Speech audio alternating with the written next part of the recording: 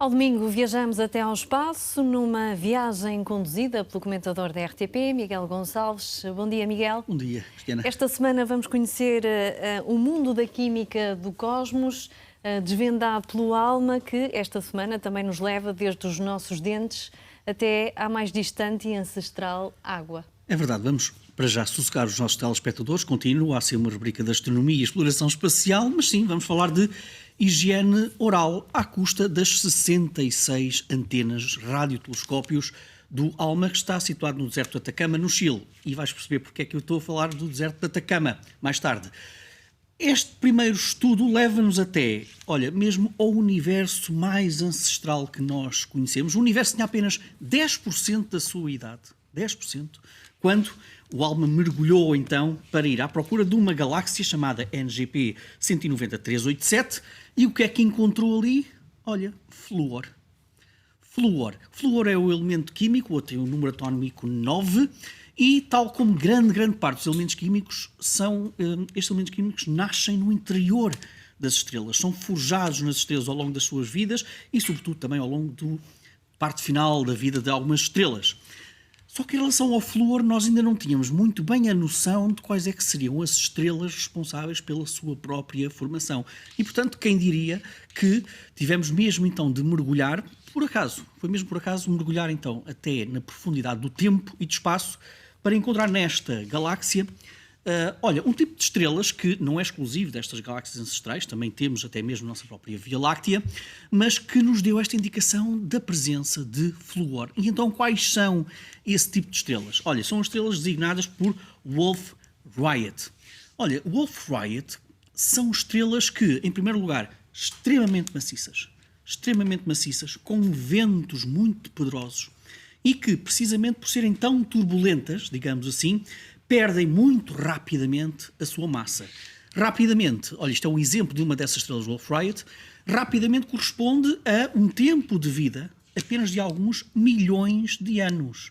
Para termos uma ideia, uma estrela pequenina como o nosso Sol, neste momento já tem 4,5 mil milhões de anos. Portanto, são estrelas, das estrelas mais maciças que nós conhecemos no universo, com o tempo de vida mais curto, porque de facto têm grandes turbulências energéticas. E o que então os astrónomos descobriram foi que, muito provavelmente, são este tipo de estrelas que conseguem sintetizar flúor na parte mais final, digamos assim, das suas vidas. E portanto, temos então a descoberta do tipo de estrelas que fornece o flúor, que é tão precioso para os nossos dentes. Agora, tão precioso não apenas para os nossos dentes, também é um outro elemento químico. E eu estou a falar da água. Porque se esta galáxia foi encontrada num universo muito ancestral, olha, então esta viagem que nós agora vamos fazer leva-nos para uma outra galáxia que ainda está mais distante do que esta primeira. 12,88 milhões de anos. O universo tinha apenas 5% da sua idade. E então encontramos, é sobretudo um duo de galáxias, são duas galáxias que estão a orbitar à volta da outra, e portanto vamos até quando o universo tinha apenas 780 milhões de anos. E o que os astrónomos detectaram aqui é, até agora, a detecção mais antiga, mais distante de água molecular, de H2O. A água é um elemento em si perfeitamente abundante, e se nós olharmos para aquilo que é a constituição da molécula de água, H, hidrogênio e oxigênio, estamos a falar de alguns dos átomos mais abundantes que nós temos no universo. E, portanto, não é de espantar, precisamente, nós encontrarmos água um pouco por todo lado no nosso universo.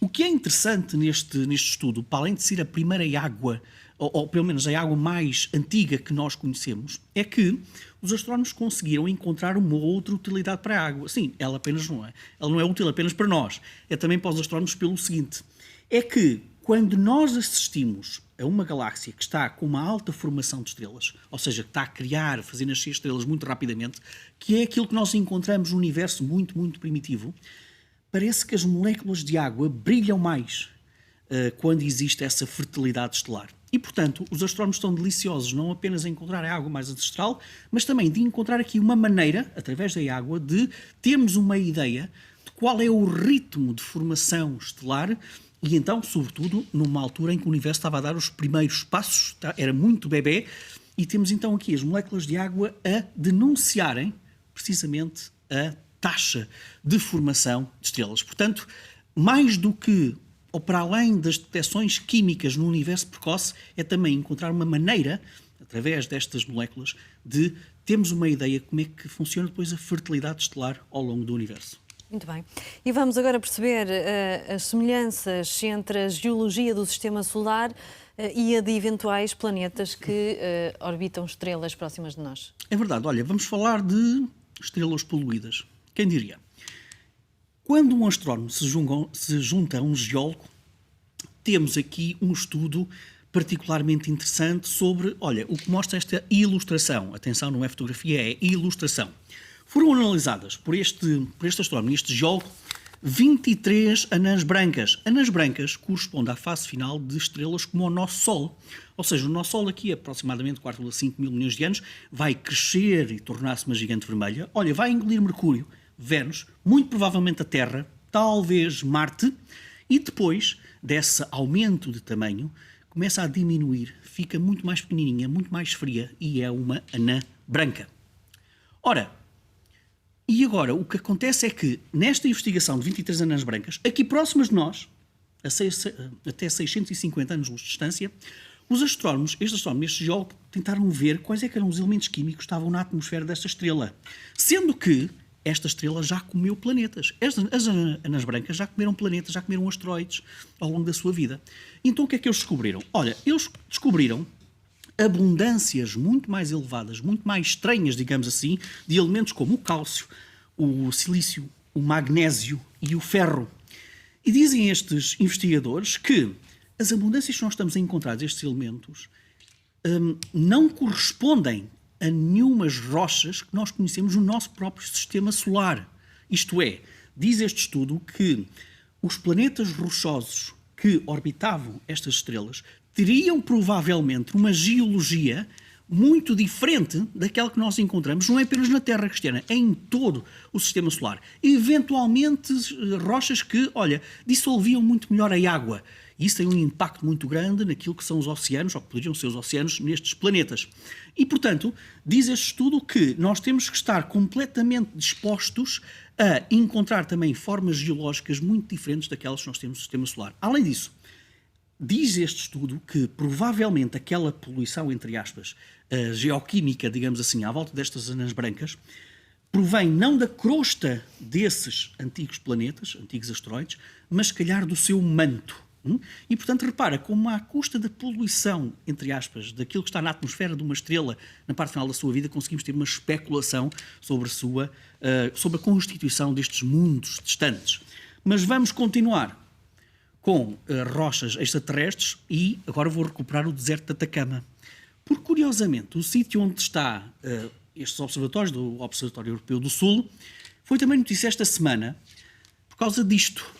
Isto é o deserto, uma zona do deserto do Atacama, onde um grupo de cientistas descobriu, Cristiana, imagina só, um trilho de 75 quilómetros com provavelmente rochas extraterrestres. Não estamos a falar de alienígenas, nem de bases alienígenas ou de pistas de aterragem já agora. Não, estamos a falar de algo que, de acordo com este estudo, provém de cometa.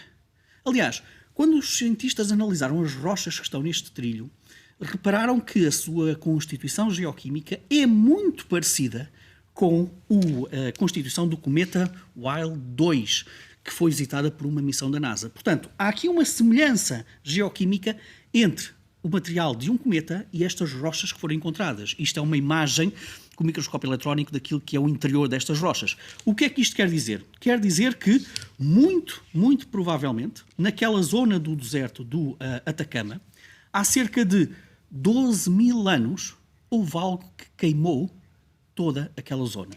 E, portanto, isto diz-nos que, provavelmente, a temperaturas próximas dos 1600 graus, houve um cometa que explodiu a alguns quilómetros da superfície e terá queimado aquela zona toda e deixado também alguns dos seus meteoritos, algumas das suas rochas. E, portanto, é sempre muito interessante quando nós descobrimos estes trilhos, autenticamente, extraterrestres no nosso planeta.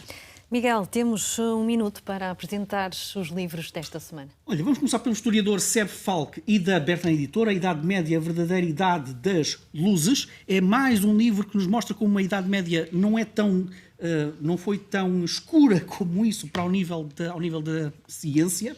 E depois um livro que é um clássico da filosofia da ciência, A Estrutura das Revelações Científicas, de Thomas Kuhn. É uma edição da Guerra e Paz e que, olha, este livro foi publicado pela primeira vez em 1962 e ainda hoje é extraordinariamente atual. Depois um ensaio de Ulf Danielsson, também da Guerra e Paz, O Mundo Como Ele É, sobretudo numa altura em que um certo obscurantismo que vemos na ciência, ao custo desta pandemia, é muito importante ler este livro.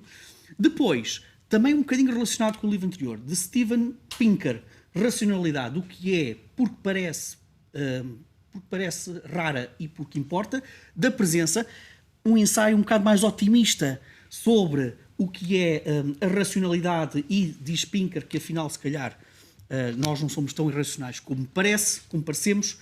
Depois, do filósofo Daniel Dennett e das edições 70, das bactérias a Bach e vice-versa, a evolução das mentes, como é que a mente ao longo dos milénios evoluiu para atingirmos hoje os tempos tecnológicos também que nós vivemos.